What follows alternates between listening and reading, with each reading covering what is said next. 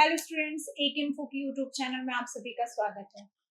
जैसा कि आप जानते होंगे कि आजकल के फोनों में स्पीकर से रिलेटेड बहुत प्रॉब्लम्स आती हैं।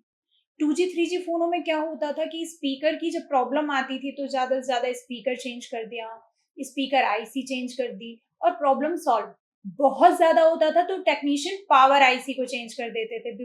लेकिन अब इतना ज़्यादा डिटेल में जाना पड़ रहा है स्पीकर सेक्शन, एक छोटे से सेक्शन को रिपेयर करने के लिए हमें काफ़ी डिटेल में जाना पड़ता है। तो उसके लिए आज हम बताने वाले हैं कि प्रोग्रामेबल स्पीकर आईसी और नॉन प्रोग्रामेबल स्पीकर आईसी दोनों में क्या डिफरेंस होता है, किस समय हम स्पीकर आईसी को चेंज करेंगे, किस टाइम पे हम सीपीयू को चेंज करेंगे और कब हम पावर आईसी को चेंज करेंगे। तो चलिए बात करते हैं प्रोग्रामेबल और नॉन प्रोग्रामेबल आईसी में डिफरेंसेस और आइडेंटिफिकेशन की, कैसे पहचानेंगे। कई टेक्नीशियन को सिमेटिक से काफी डर लगता है, वो सिमेटिक टच नहीं करना चाहते लेकिन फोन सारे रिपेयर करना चाहते हैं। तो उनके लिए बता दें कि अगर आप जानना चाहते हैं कि प्रोग्रामेबल कौन सी आईसी होगी तो प्रोग्रामेबल के लिए आप एक रट्टम विद्या इस्तेमाल कर सकते हैं कि अगर 30 बॉल से कम बॉलों की आईसी होगी तो वो नॉन प्रोग्रामेबल आईसी होती है। For example 9 ball, 16 ball, 24 ball और 30 बॉल की खुद की आईसी, ये सारी नॉन प्रोग्रामेबल आईसी होती है। इसके बाद अगर बात करें प्रोग्रामेबल की तो 30 से जब आप ऊपर जाओगे तो ऊपर में आपका जैसे 36, तो 36 नॉन प्रोग्रामेबल ना होके प्रोग्रामेबल आईसी, क्योंकि ये ज्यादा बॉल की है, ज्यादा बॉलों में प्रोग्राम किया गया है, ऐसे आप समझ सकते हैं। 36 बॉल, 42 बॉल्स, 48 बॉल, तो ये सारी प्रोग्रामेबल आईसी है।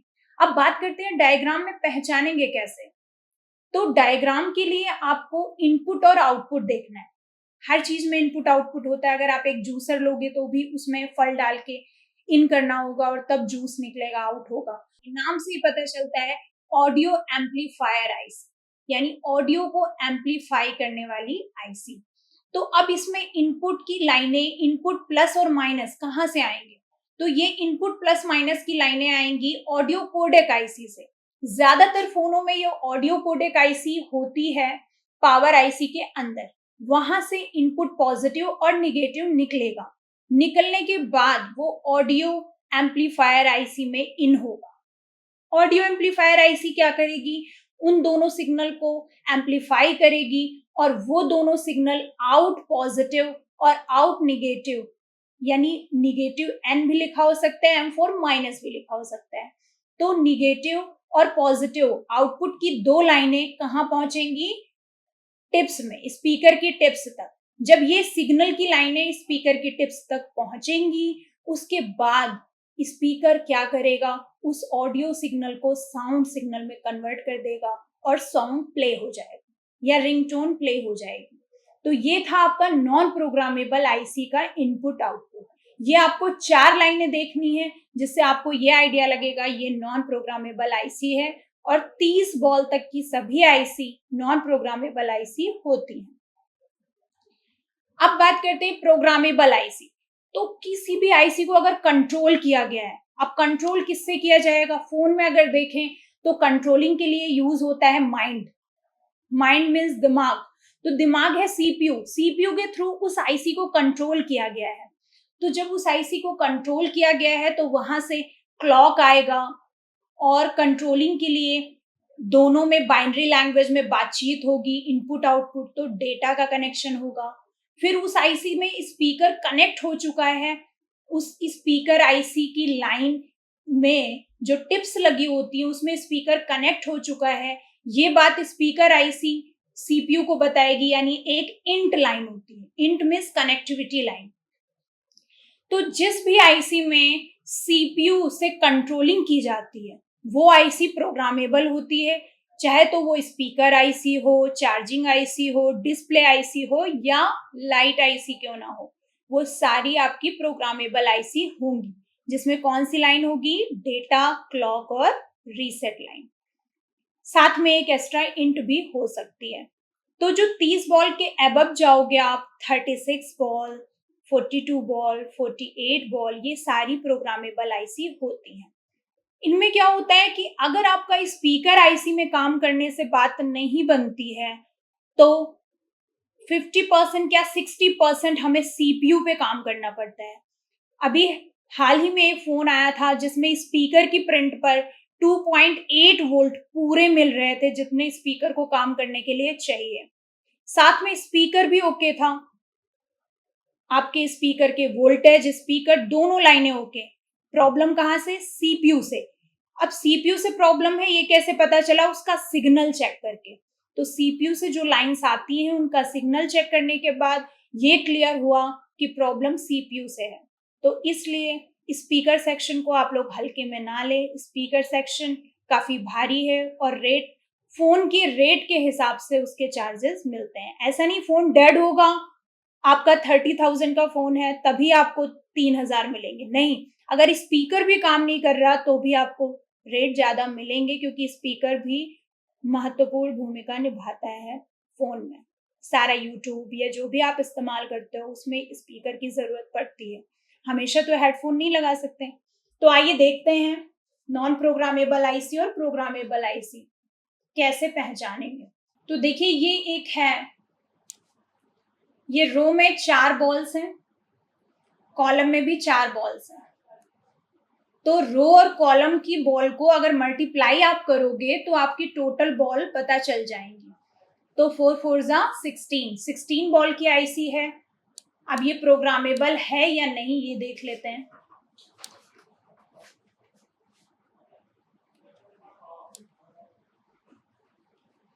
तो देखिए, इस आईसी में ये पावर आईसी दी हुई है और इसके अंदर सीडीसी लिखा हुआ है। सीडीसी का मतलब होता है कोडेक, यानी पावर आईसी के अंदर ये कोडेक सर्किट है।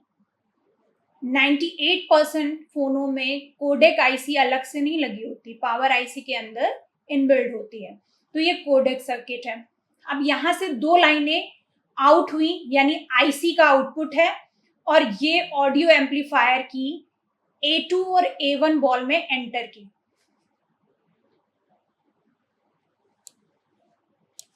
अब देखिए, ये जो लाइंस जा रही हैं दोनों लाइनों में सीरीज कैपेसिटर मिलता है और साथ में ये आपके HVR मिलते हैं, यानी किलो ओम के रजिस्टर। दूसरी बात आपको ये बता दें, ये जो सीरीज कैपेसिटर है ये क्यों लगे होते हैं। एक एक कंपोनेंट का काम बहुत ही यूजफुल है। ये जो सीरीज कैपेसिटर है ये हाई सिग्नल को पास करने के लिए लगे हैं, क्योंकि हमें ऑडियो में बात करनी है, ऑडियो मतलब आवाज से रिलेटेड है। तो ये जो कैपेसिटर है ये सीरीज में लगे होते हैं जिससे हाई सिग्नल पास हो सके। तो ये आपकी इन लाइन है A1 और A2।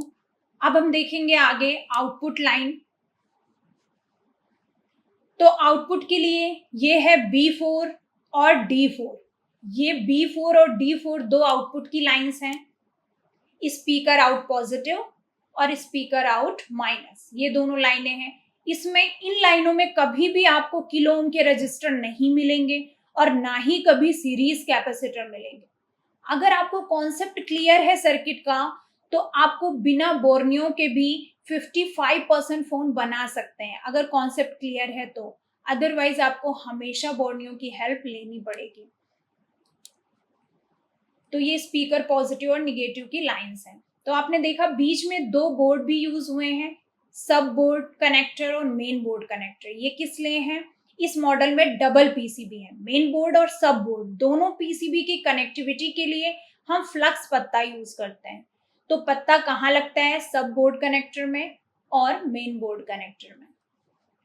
तो इसलिए ये जो आउटपुट की लाइन निकली है ये पिन नंबर 27 और 4 से प्लस लाइन और 21 और 5 से माइनस लाइन निकली है। दूसरी बात कि हमें साउंड एक ही मोड में नहीं चाहिए होता। कभी हम डांस के मूड में होते हैं, साउंड ज्यादा, तो कभी हम नॉर्मल सैड सॉन्ग सुन रहे होते हैं, साउंड स्लो। तो इसलिए इसकी कंट्रोलिंग भी होती है। अब कंट्रोलिंग कहाँ से होती है? सीपीयू से। सीपीयू से जो कंट्रोलिंग लाइन होती है उस लाइन में ऑडियो पीए इनेबल ये लिखा होता है और इसमें हमेशा किलो ओम का रजिस्टर ग्राउंड किया जाता है और ये A4 बॉल से इस आईसी में जुड़ी हुई है। ये आईसी मार्केट में AW8736 नंबर से मिलेगी। ये ऑडियो एम्पलीफायर आईसी या आप इसे देसी लैंग्वेज में स्पीकर आईसी बोल सकते हो। तो आपको मॉडल नंबर कुछ नहीं बताना, आपको सीधे शॉप में जाके बोलना है AW8736 चाहिए। तो ये सीपीयू से कंट्रोलिंग होती है।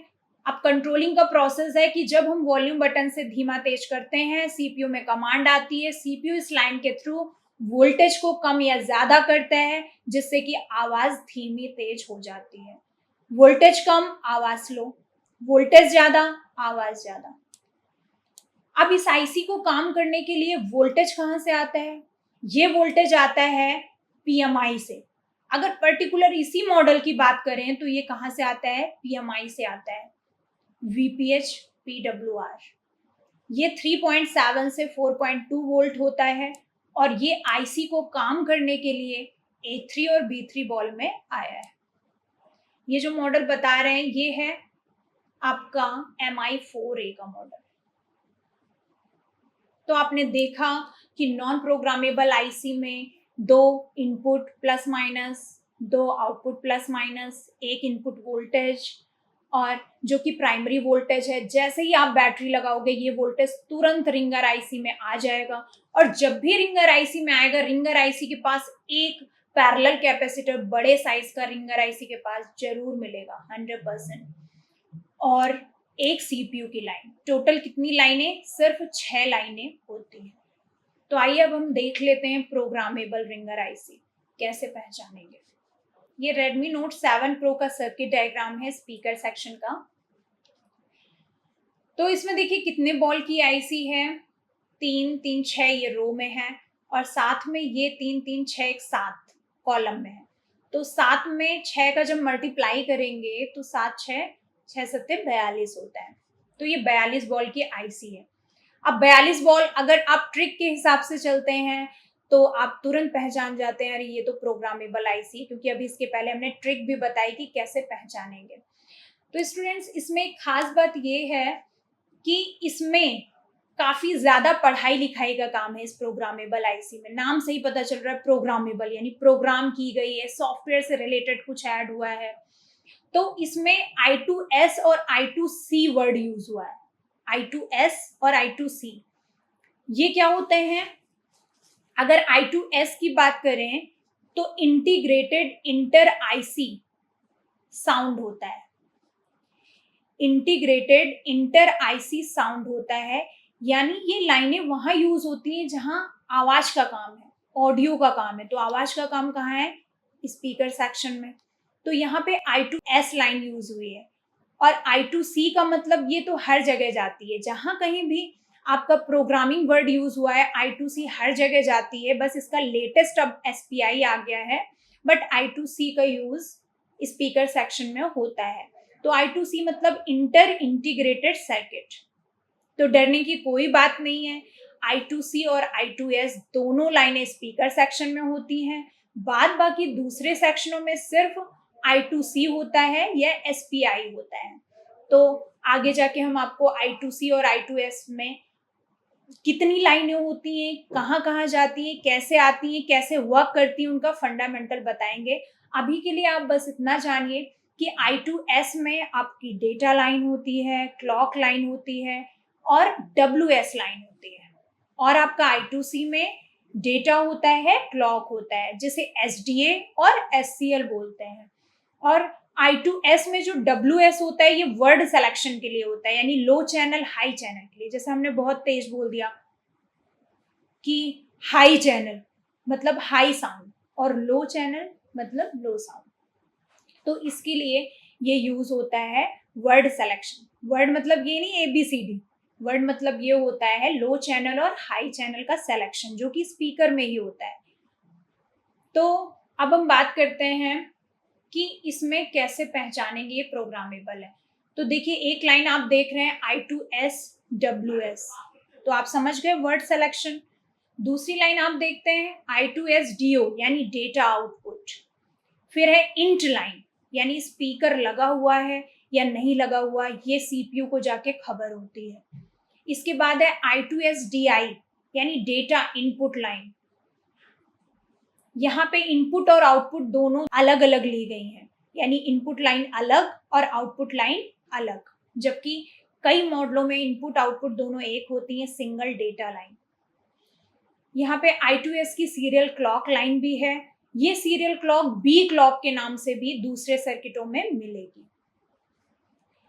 I2C का क्या है? I2C में डेटा लाइन है, रीसेट लाइन है और क्लॉक लाइन है।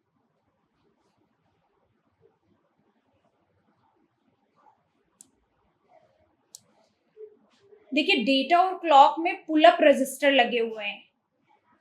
अगर आप टेक्नीशियन हैं, पहले से काम करते हैं, तो आपको इनको पुल अप रजिस्टर के बारे में जानते होंगे कि ये किलो ओम के 2 रजिस्टर डेटा और क्लॉक लाइनों में लगे होते हैं, जिनमें पावर आईसी से वोल्टेज आता है। कितना? 1.8 वोल्ट। ये रेगुलर वोल्टेज होते हैं। एक्चुअली अगर आप सिमेटिक के झंझट में नहीं पढ़ना चाहते, तो आप डायरेक्ट ऐसे भी देख सकते हो कि फोन में जैसे बैटरी लगाएंगे तुरंत वीपीएच आ जाएगा 3.7 से 4.2 वोल्ट, और जैसे बैटरी लगाएंगे तुरंत ये रेगुलर 1.8 वोल्ट भी मिल जाता है। और ये पावर आईसी के अंदर जो एलडीओ सर्किट होता है उससे निकलते हैं 1.8 वोल्ट। तो इस डेटा और क्लॉक लाइन में जो एचवीआर लगे हैं उसमें 1.8 वोल्ट आ रहा है, जो कि आईसी के अंदर एंटर किया है। डेटा लाइन B5 बॉल से जुड़ी है और क्लॉक लाइन B4 से जुड़ी हुई है। तो स्टूडेंट, एक खास बात एक और बताते हैं कि आपको ये डेटा, क्लॉक, रीसेट ये लाइन तब चेक करनी है जब आपका स्पीकर भी चेंज कर दिया, लाइन ब्रेक भी नहीं है, लाइन शॉर्ट भी नहीं है, और आपका स्पीकर आईसी भी सही है और वोल्टेज भी मिल रहा है। उसके बाद हम लोग ये क्लॉक और डेटा लाइन देखते हैं। उससे पहले आपको इन लाइनों में नहीं पढ़ना है। सीधी सी बात है, जब आप इलाज कराने चाहते हो तो डॉक्टर सबसे पहले सिंपल सी दवा देते हैं, उसके बाद अल्ट्रासाउंड, सिटी स्कैन, ये सब लास्ट में होता है। तो जो हड्डियों का काम होता है, आप एक तरह से कह सकते हो कि ये नॉर्मल रिपेयरिंग है। फिर उसके बाद जब नसों तक जाते हैं तो ये क्या हो गया, सीपीयू की एक एक लाइन आपको देखनी है कि data, clock, I2C, data, clock, reset, int, सारी लाइनें फिर आपको देखनी पड़ेंगी, क्योंकि आपको नॉर्मल मेडिसिन से आपकी प्रॉब्लम सॉल्व नहीं हुई है।